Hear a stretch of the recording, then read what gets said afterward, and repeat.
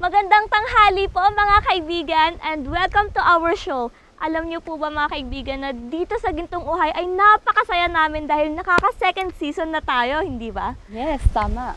Dahil second season na tayo, mas pinaganda at mas pinalawak natin ang programa natin. Tuwing Lunes ay may iba't iba tayong guest co-host na siyang sasama sa atin sa pag-e-explore dito sa iba't ibang lupalop ng Pilipinas. Makakasama natin ngayon ang aking kaibigan na siyang kasama ko sa modeling industry na si Samantha. Hi, Sam! Hi, Mary! Magandang tanghali sa iyo at magandang tanghali din po sa inyo. Alam niyo bang excited na ako makasama kayo dito sa Gintong Uhay?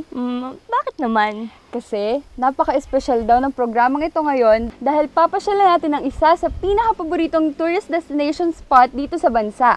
At ayun naman pala. So ano pa bang hinihintay natin? Tara na at puntahan natin ang napakagandang Puerto Galera!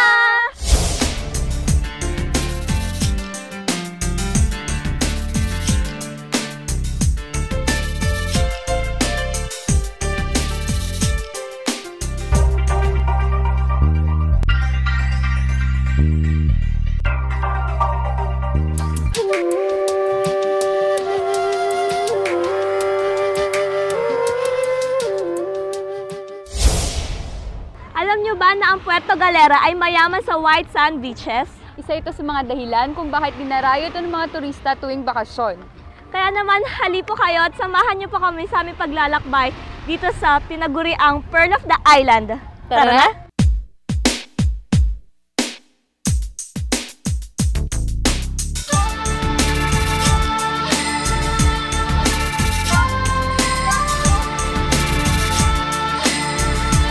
Dito po sa amin sa Puerto Galera, talagang napakaraming beaches.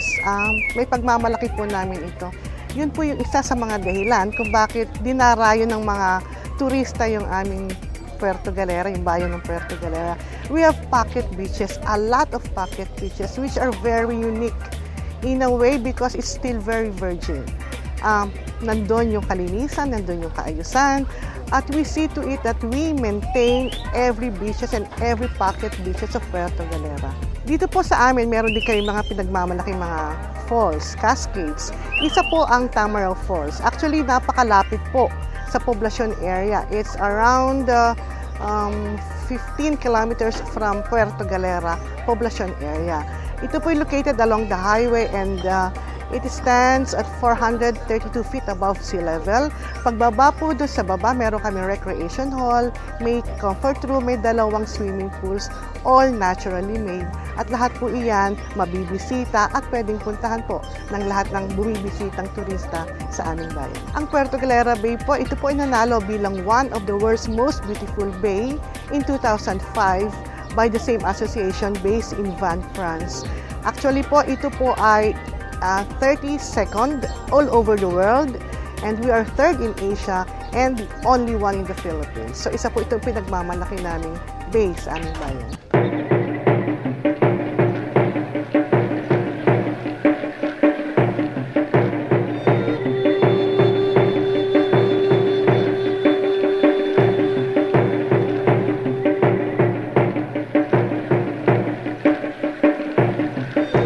Mangyan Village po, makikita po ito natin sa Talipanan.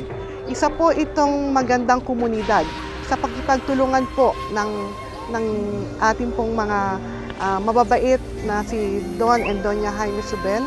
At sila po talaga yung nag-o-organize, sila po yung tumutulong upang mapaganda pa ang Mangyan Village. Makikita niyo po doon yung kanilang mga ginagawang handicrafts. At yun po ay napaka gustong-gusto po ng aming mga turista dito pong sa mga bumibisita pong turista. Ang grotto po namin, yung Birheng Maria, Ina ng Kalikasan, yun po ay nag-iisang grotto sa Oriental Mindoro, as far as I know, which is dedicated to nature. Isa po yun, nag-iisa pa lang po yun sa Oriental Mindoro. At yun po ay overlooking naman the Puerto Galera Yacht Club. Immaculate Conception Parish, isa po ito. Ito po yung aming parokya.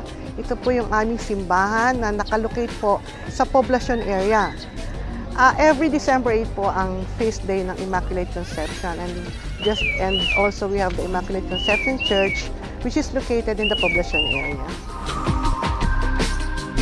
sa kilometer 37 po, makikita po natin overlooking also the vastness of the sea, the vastness of Puerto Galera and the connecting other towns of Oriental Mindoro.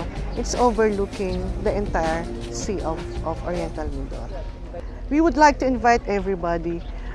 Bumisita po kayo sa aming bayan, isang malaparaisong dalampasigan at mamayang disiplinadong bayan po.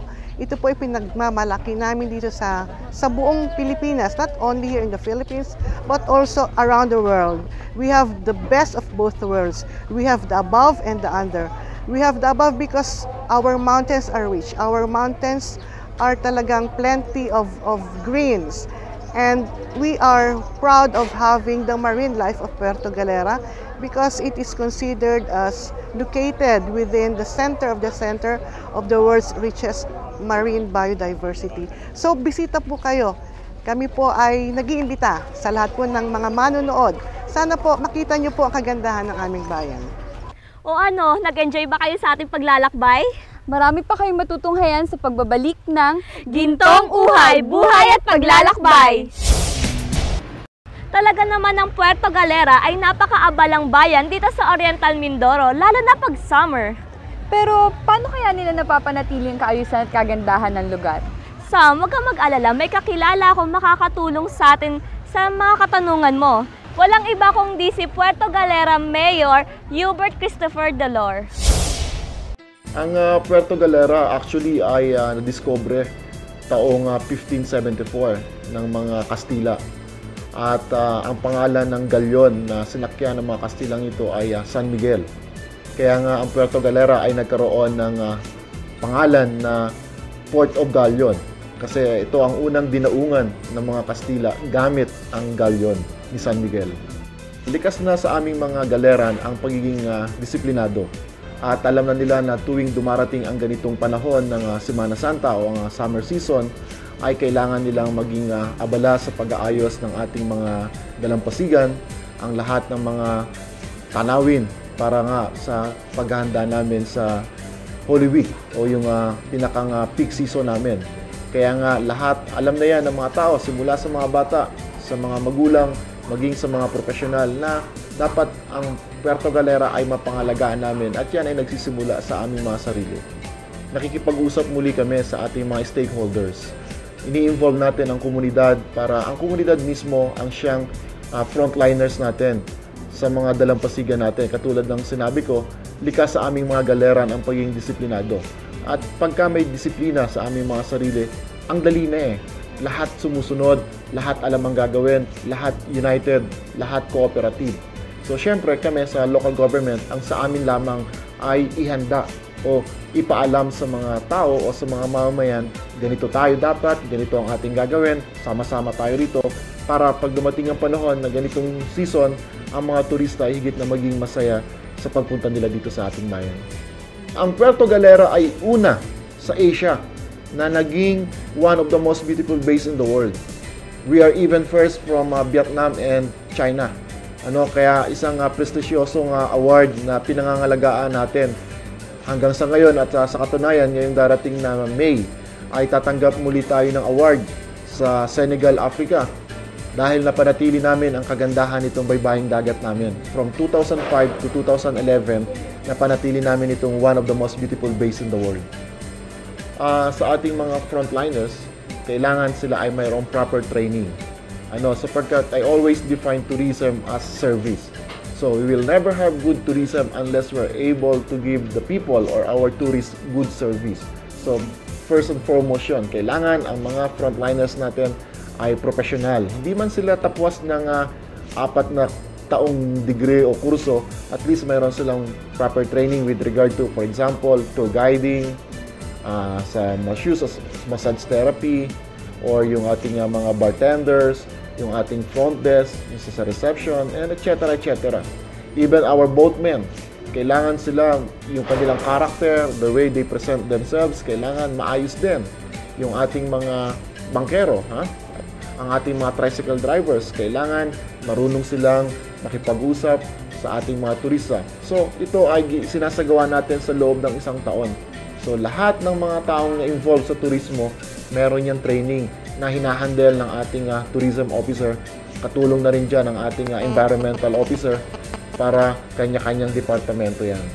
Sa lahat po ng ating mga tagapanood sa magandang programang ito, inaanyayahan ko po kayo na pumunta sa aming malaparaisong dalampasigang bayan ng Puerto Galera, na kung saan po ang mga mamamayan dito ay tunay na mga disiplinado. Napakaganda po ng aming tanawin, napakaganda po ng aming dalampasigan. Opo nga, kami nga po isa sa pinakamagandang baybaying dagat sa buong mundo. At ang Puerto Galera rin po ay isa sa Man and Biosphere Reserve. Kaya higit po kaming kilala above and below. Ibig sabihin po, above water and below water. Kaya tara na sa Puerto Galera. Hindi biro ang mapasama sa top tourist destination dito sa Pilipinas. Kaya naman saludo kami sa iyo, Mayor Dolor, sa pangangalaga ng Puerto Galera.